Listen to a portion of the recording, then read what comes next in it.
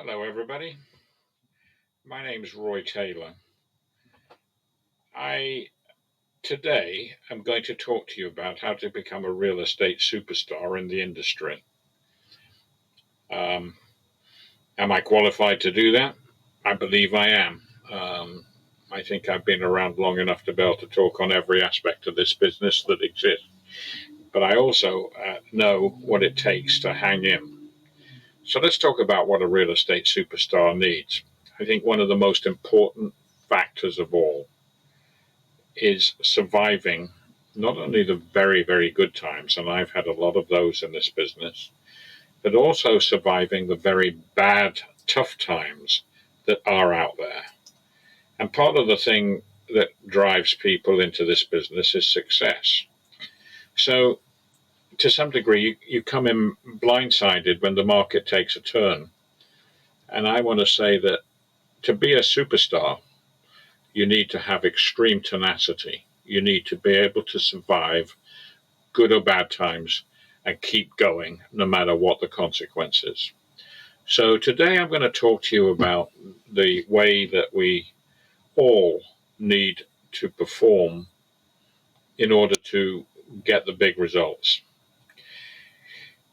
When I started out in this business, I've sold real estate for over 50 years now. And to be honest with you, I started selling it in England. And in England, when I started out, the houses were on average about the equivalent of about $10,000, and the commission was about just over 0.75%. And there was no listing contracts and there was no selling contracts. Basically, the way it worked was that I say no listing. There was a listing. People would sign a deal with you to do that, but it was a one-page agreement. But as far as the contract of sale was concerned, no. When you put a deal together, you put a deal together, and it would have to hang together for anywhere from 30 to 6 months, 30 days to 6 months, and it would be by word of mouth. So, in other words, the real estate agent's job was to hold that deal together for that full period of time while the solicitors did their work doing the searches and so on. The solicitors are equivalent of escrow personnel, and you'd have to wait. What I used to always suffer greatly with worrying about was the fact that a buyer could, when a solicitor does a search on a property in England, he could do his search, which would take, let's say, 60 days to do the search. And then he would prepare the contracts for people to sign.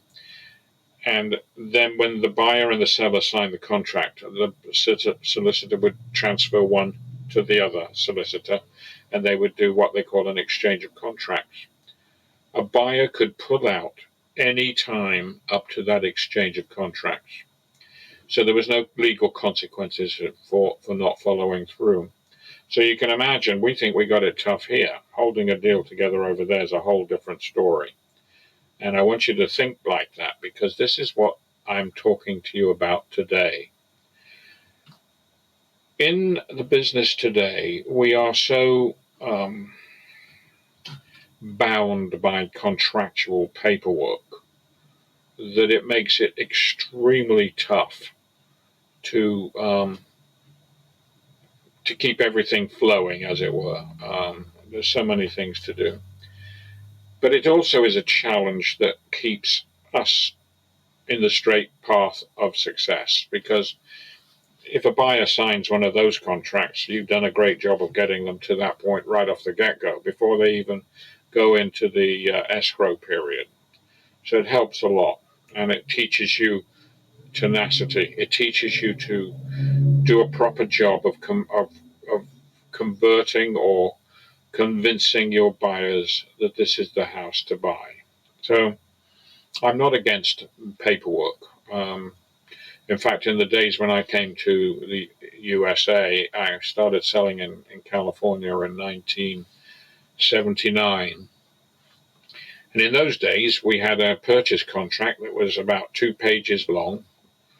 and had almost nothing of any worth in it other than people would sign to buy and sign to sell.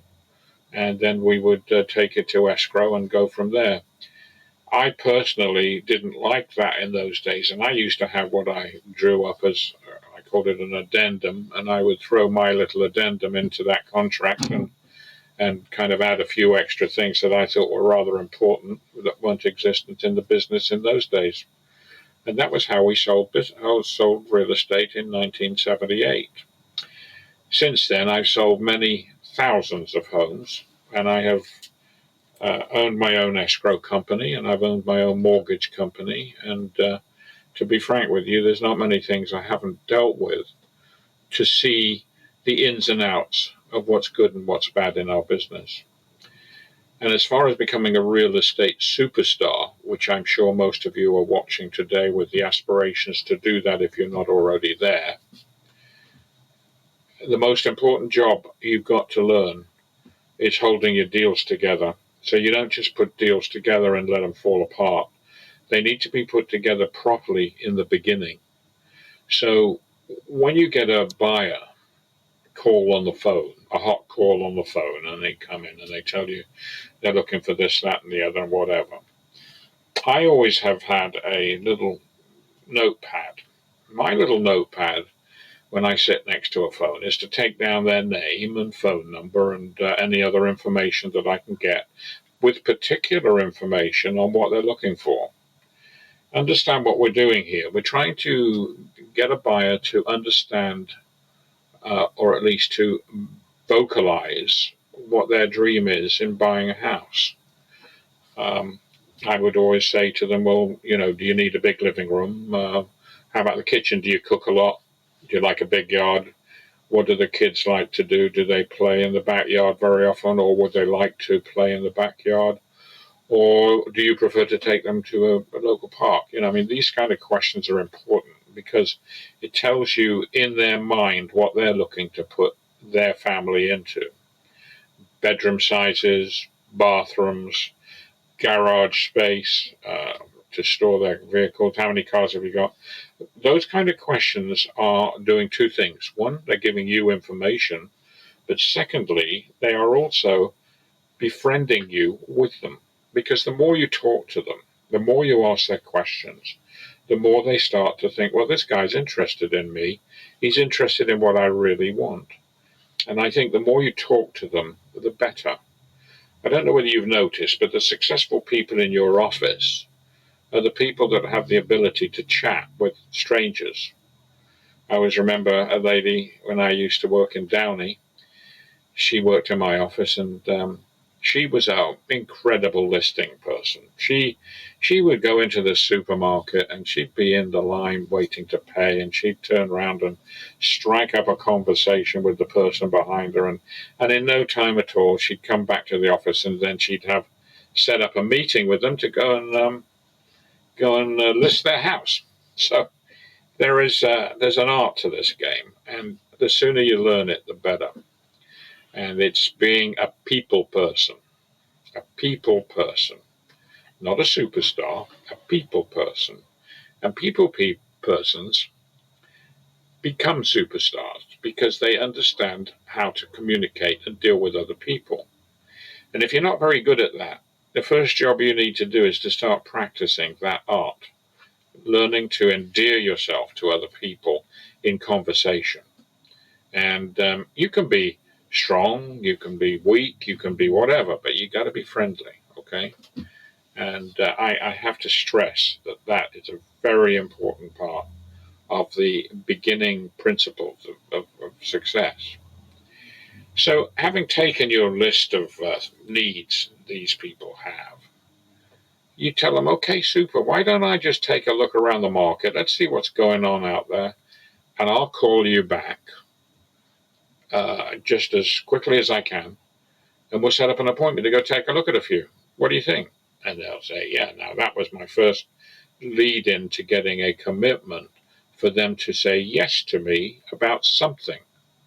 And the more you get them to say yes to you, the more you're getting commitments from them to pursue buying a house. So as far as I'm concerned, commitments are very important, and they have to be subtle, not like, do you want to buy a house? Yes, no. That's not the way we go. The way we go is we know what they're here for. We know what they want now. Our goal now is to just let's keep pushing this forward until at such point they basically say, well, this is the one I want, and you've got to take them down that path.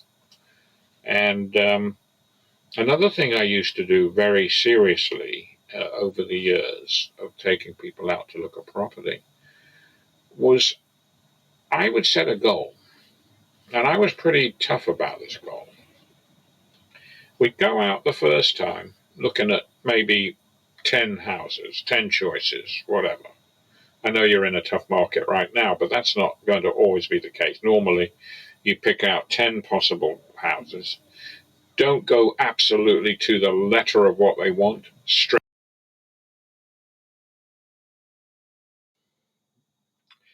Now, it's very important that you learn how to pre-qualify a buyer yourself. Because most buyers, when they call in and they tell you what they're looking for and what they want, for the most part, have no idea whether they qualify or not. And your job as a broker, as a real estate agent, is to pre-qualify and make sure that you're not going to waste your time dealing with somebody who can't end up buying if you find a place. So let's talk quickly about pre-qualification. I have always maintained that the loan industry has a role to play in our industry of selling, because they obviously lend the money, or they are the media to get the money to buy the house. But in order for you to have control with your buyers and show that you are knowledgeable, I think it's important that you learn how to deal with showing a buyer whether they can buy the house or not. So let's go through the process. When a buyer calls in and they give you the list of things they want, and you've gone through the process initially of talking to them about buying and what they're looking for and so on, a series of questions should follow that. And the first question is, how much down payment have you got? Now, that's not prying. It's not interfering with their privacy. It's a very valid question for you to know whether they've got even close to the money needed to do the job of whatever it is they're buying. And so, how much down payment have you got? If it's a married couple, you ask if he's working and what kind of work do you do, what's your job, and approximately what is your income. Do not be confused when they give you the income. They do not misinterpret what you're asking. You are asking for income prior to tax deductions, in other words, gross income. You also ask if the wife or girlfriend or whoever is the second party that might be interested in buying together, whether they're working, and the same question of them, how much is their income? And clarify to them, say, I'm interested in what you gross, not before deductions. It's important to know. So once you can get those two numbers together, I'm giving you a rule of thumb pre-qualifying because this is the easy way to solve the problem of whether you're going to work with them quickly or not, okay? And whether you're going to spend any time on them. Once they give you those two numbers, once they give you the number of the savings, then you are in a position to start looking seriously at what's what. Let's take the process. The first part of the process is to take the gross income, and you take a gross income, let's say, I'm going to use a hypothetical for a minute, $5,000 a month on the man, and say $5,000 a month on the woman. That's a $10,000 a month gross income coming into the household. That $10,000 a month will be what we use in a minute to calculate how to qualify. The next set of questions are, okay, so do you have a car payment? How much is the car payment? and you get the car payment from them. And do you have a second car? Yes. Okay. You get the second car payment amount. And then do you have a boat? Do you have an RV? Do you have anything else that you pay monthly payments on? And they will give you that information. If they're paying out on insurance or anything like that, don't count it right now. Just go for the indebtedness that they have. And so those payments are important. So we've got a $10,000 a month gross income. We've got a $30,000 savings, and now we need to know what we can do with it. Let's take a look at the $10,000. Initially, a lender will allow you to go ballpark, and I'm saying ballpark, to about 40% of the gross income in total indebtedness, monthly payments. But we've got to ask them another question, which is also important, is do you have good credit? Good credit will affect the ability to borrow or even the ability to get anything. So we need to find out if they've got good credit. Now, understand, I'm asking questions. I'm not doing the research of doing all the in-depth credit reports and so on. I'm just simply asking some basic questions on that initial phone call, because these are the things you need to know in order to move forward immediately or to slow down. So once you've got the gross income, you've got the indebtedness. Let's say the indebtedness is $500 a month on one car and $250 on the other. We got $750 a month. Okay. No boat payments, no RV payments. Just that's it. So let's take a look. We've got $10,000 a month. 40% is an ability to pay $4,000 a month. Okay. Maybe 45 if you're lucky. Lenders have the ability to give you that a little bit more, but somewhere between $400 and $4,500 a month is the maximum debt you can pay out. Now we've got another $750, which we've got to take off their ability to buy a house. So the $4,500 less $750 takes us to $3,750 a month left. $3,750 is available money that a lender will let you use to buy a house, approximately. That $3,750 now has to be used for all of it. It includes your principal and interest, your taxes, your insurance, PMI if appropriate. All of the payments on the house have to be in that period of $3,750 left. Okay. So then you do your calculations. You get your amortization table out that the friendly local title company has lent you or given you to borrow to calculate the interest rate, or you use your calculator, whatever way you want to do it. You need an amortization table.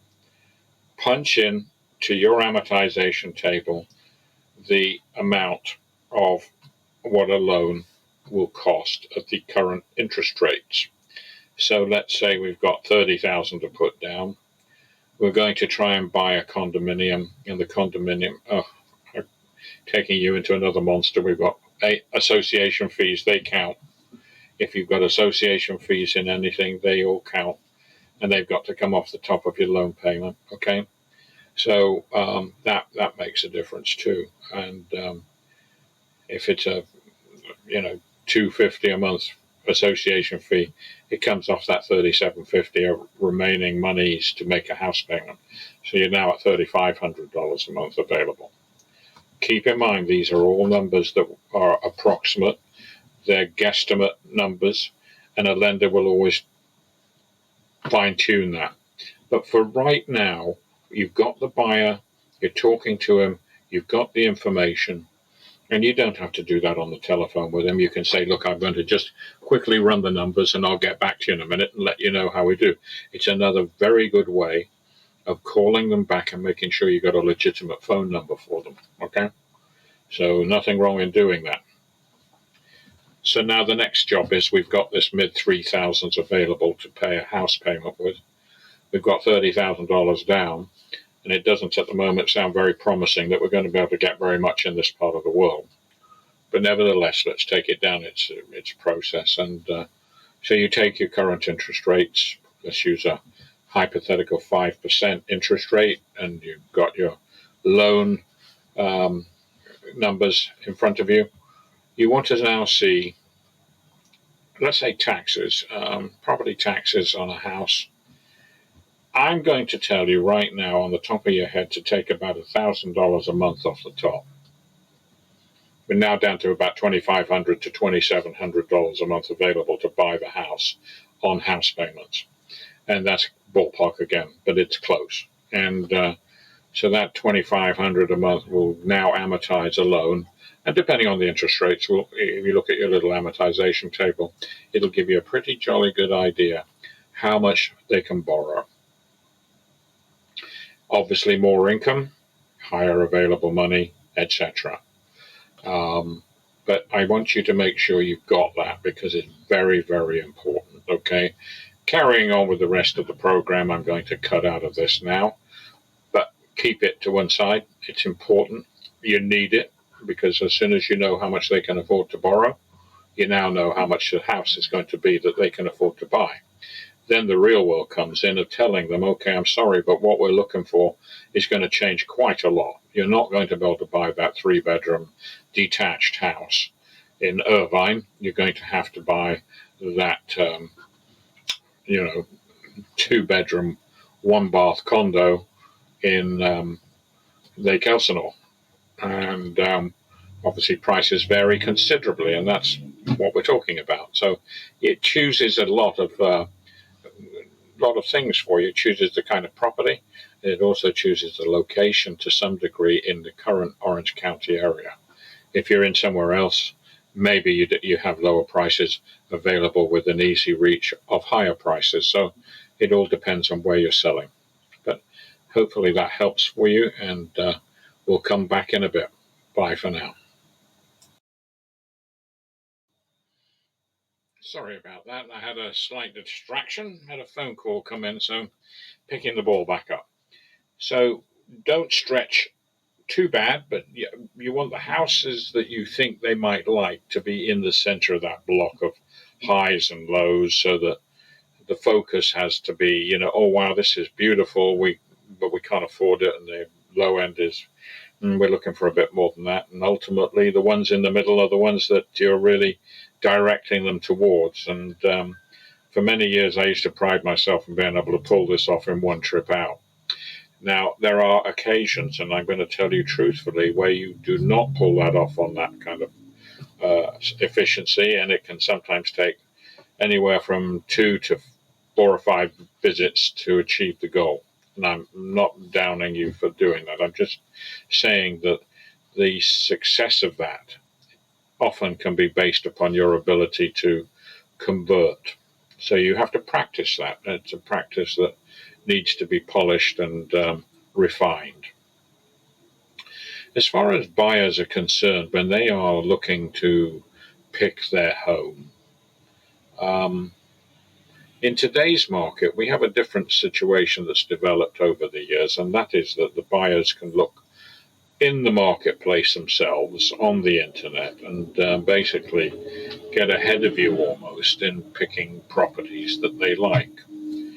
The art of dealing with that is to learn how to float with them on it. You need to be definitely enlightened and informed as to what the market is for that, what they're looking for, and keep an open mind on it, because as much as they will pick stuff, many times I'll tell them, when I look at the market, you see that it shows as available in one place, and then on MLS it shows as pending. So you need to make sure you're ahead of the game, and you tell them, hey, this one's not for sale anymore, so beware of what you're looking at. Stick with me and I'll focus it. Which leads me to another issue of importance. Before you start taking somebody out to look at houses, we need another commitment. The commitment we're looking for is that I want exclusivity from you. When a buyer calls you up on the phone, they're probably calling two or three other agents up, and it's very possible that you will succeed with them if you can endear yourself to them over and above what the other agent does. But a good agent on the other side of the fence can be tough to contend with. So, what I have always done, where absolutely humanly possible, is say, look, I've got a policy. I am willing to spend all the time it takes to help you, but you have to give me a commitment. The commitment is that you will not go running off looking at properties with another agent until we have agreed that our business is concluded. And, to be honest, that's a very important commitment, because how many times have you taken somebody out and burning gasoline and rubber, and then you find out they're out looking at another home with somebody else? So I've always tried to go for the commitment. And there's something very good about that one. When they give you that commitment, they're giving you a commitment that they'll probably buy the house from you. If you do a really good job after they give you that commitment, you should be able to hold them. And holding them means the frequency that you communicate with them, and also your availability to them. If they call you, pick the damn phone up. Do not ignore them. I don't care when they call you. Do not ignore them. You make sure you pick that phone up, and no voicemails unless it's absolutely necessary. Let's talk about work commitment again. This is another issue. In being a successful superstar, you earn it, and you earn it by commitment to the industry. One of the reasons that the industry is so prone to lose people is because people come in with their dream. They find it's a much tougher deal becoming a realtor than other people let them think, and they gently fade out. But when I came into this business in California, and to this day, the hours that you put into your business will directly reward you in return. And I say that. I used to work 7 days a week, and I used to work every hour that was necessary in a working day to complete the tasks that I had ahead of me. Now, that often meant coming into work at 9 o'clock in the morning, and sometimes not going home till 10, 11 o'clock at night, depending on what was taking place in my working day. And I have to stress to all of you that working smart is one thing, but working hard is another. And you can work smart, and those that are successful will always tell you, well, I don't have to do that. I have different ways of doing it. But the truth is, if you want to get the ball rolling, don't listen. You work, and you work hard. Stay on top of every single lead you've got until they are not leads anymore, or you have sold them. And that little list I told you about, one of the things that I find is so wonderful about it is that I would keep my list going, and I would keep adding to it as I got phone calls and leads and so on. But also, as I sold people, I would check that list and just draw a line through the person that I just sold, and I would keep going. And my goal was to try to sell every single person on that list. And that was a tough goal, but it was a goal that, to be honest with you, I have succeeded at many, many times.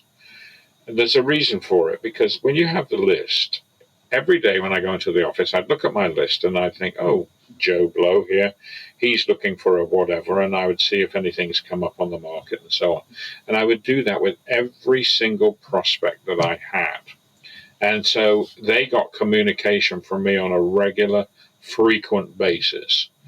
And they also got to see that I was really working for them. So I can't overstate to you that diligence in doing your job properly is the most important thing. There's no room for twiddling your thumbs and talking and not doing the work. You've got to commit. In the years that I first came here, I had the wonderful privilege of working in a large, large real estate office. We had a lot of agents in there, and for the most part, they were all superstar successful agents. And to me, that was a wonderful experience because you were around success. They were success, and the conversations that took place were always with the focus on the business and what they were up to and where they were going, which would be motivational to all of us and motivational to the whole success of the office. So be aware that positive mental attitude is key to this game and it's key to your success. I'm going to carry on with a second series for you. I'm going to stop here because I don't want to bore you all to death. But I've got a lot more things I can help you with, and I'm going to try to uh, enunciate them into programs like this where you can watch for 10 or 15 minutes and pick up something to take to your daily efforts. Have a great day. Success is right round the corner. And if it's not round the corner yet, it will be if you don't give up. Okay? So hang in, keep working, and I'll talk to you soon. Bye bye.